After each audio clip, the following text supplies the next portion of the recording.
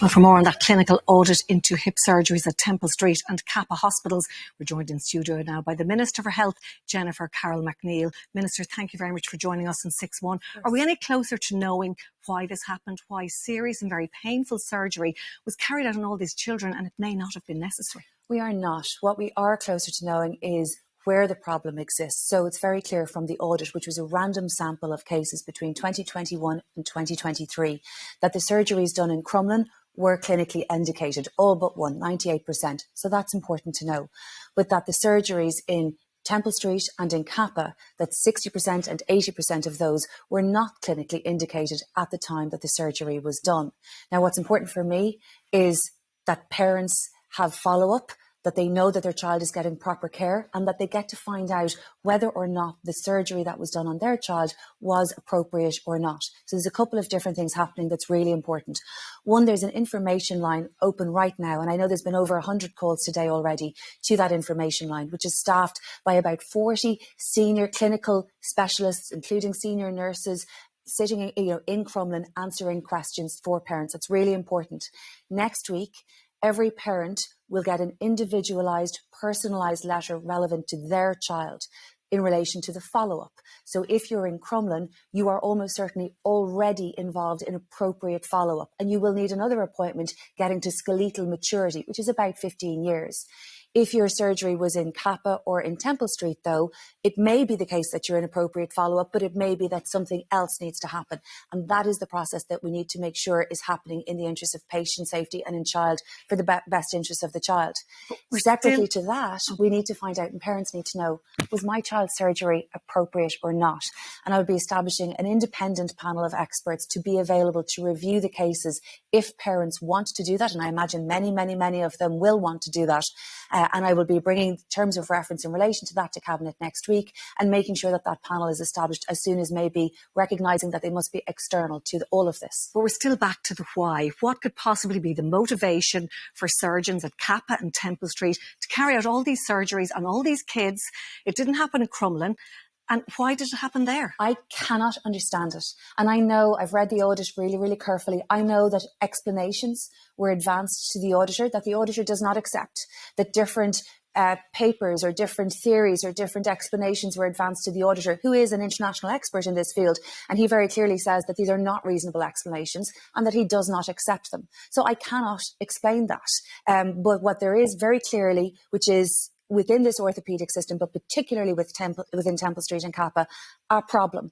And a problem within CHI that is not reflected across neurology or endocrinology or oncology. It is within this orthopaedic system.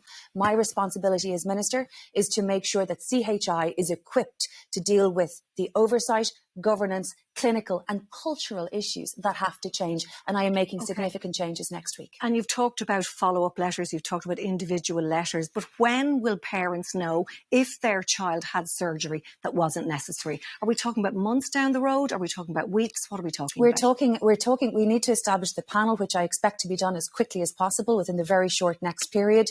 But then, given the volume of cases and the need to review them and the process that goes through, I do anticipate that all of those cases will take a number of months. And I really am sorry for that. I'm looking at the volume of cases. The more independent reviewers that we can get in, the quicker we can do that. But I do not want to mislead parents who I know are stressed and worried tonight and who deserve answers and who deserved appropriate clinical care at the right time. It may be that their child's surgery would have been warranted at a later stage, but they need to know that.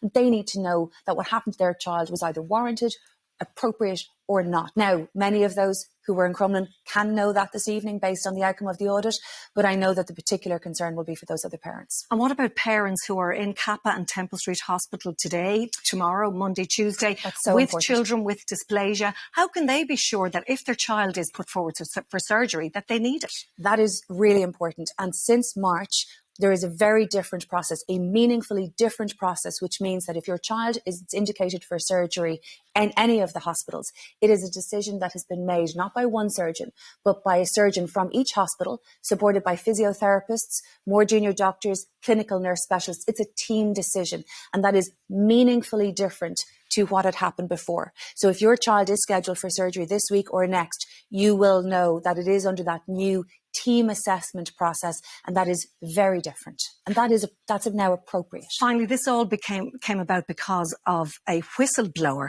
Is it a big concern for you that it may not have come to light if it hadn't been for this one individual? Yes, it is a very big concern for me, and I want to thank the whistleblower, and I want to thank them for what they did, bringing this to light. Now, it was appropriate that the audit was conducted. It is a random sample. It is anonymised, and that's going to make it more difficult for parents tonight who will want to ring up and find out, was their child included? And that's not something I can answer because it was genuinely anonymised, which is the appropriate way to do it. But this audit is now done. We have very clear answers. I'm very thankful to the auditor, and I'm very thankful to him as well for the way in which he did it and tested the explanations of some of the surgeons and was very clear in his analysis that those explanations were not justified. And that now is a matter, as far as I'm concerned, for the surgeons' employers, for the medical council. Those are appropriate follow-up steps in those instances. All right, Minister Jennifer Carroll MacNeill, thank you very much for joining us on 6-1 this evening.